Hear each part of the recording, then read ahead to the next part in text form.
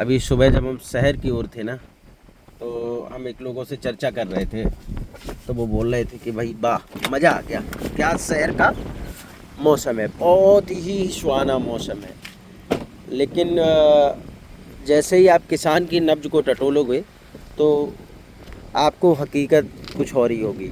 अब शहर के लोगों के लिए ये सुहाना मौसम हो सकता है, बहुत ही शानदार हो सकता है, लेकिन अगर सच पूछना है तो उस अन्नदाता को पूछिए जिसकी धड़कनें बड़ी हुई हैं। अब मैं आपको यहाँ एक तस्वीर दिखाऊंगा, मैं अपने गांव की ओर जा रहा था तो मैं रुक गया, मैं आपको ये तस्वीर दिखाऊंगा। ये जो गेहूँ हैं, ये गेहूँ हैं, देखिए कल ही किसानों ने बेचारे रात भर मेहनत की होगी और उसके बाद ये गेहूँ की कटाई करके अपने खेतों में डाला था कि कुदरत का कहर टूटा और सारा का सारा गेहूँ जहाँ का था वहीं रह गया। यानी कि अब ये जो गड्ढा बंधा हुआ रखा है ना, ये वाला, ये आप देखेंगे, आप सोचिए कितना बड़ा नुकसान हुआ होगा, कितना बड़ा।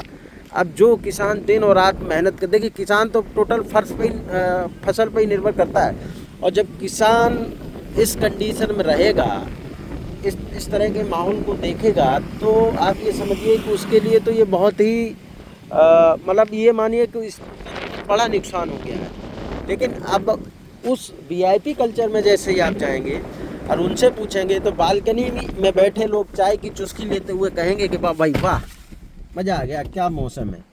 तो ईश्वर से प्रार्थना करेंगे कि थोड़ा सा इन गरीबों की तरफ भी ध्यान दो, उन अन्नदाताओं की तरफ भी ध्यान दो, जो जिनकी वजह से हम सब की रोटी चलती है, जो शहर में जो प्याले में चुस्की लेते हैं ना शाम को बालकनी में बैठ के, वो इस समस्या को नहीं समझे कि क्या बीतती है किसान के ऊपर।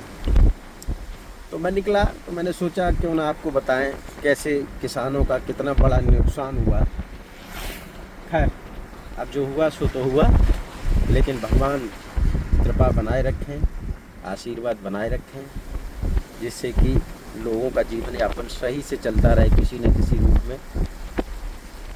जब किसान सुखी होगा, अन्नदाता सुखी होगा, तभी हम सब सुखी होंगे।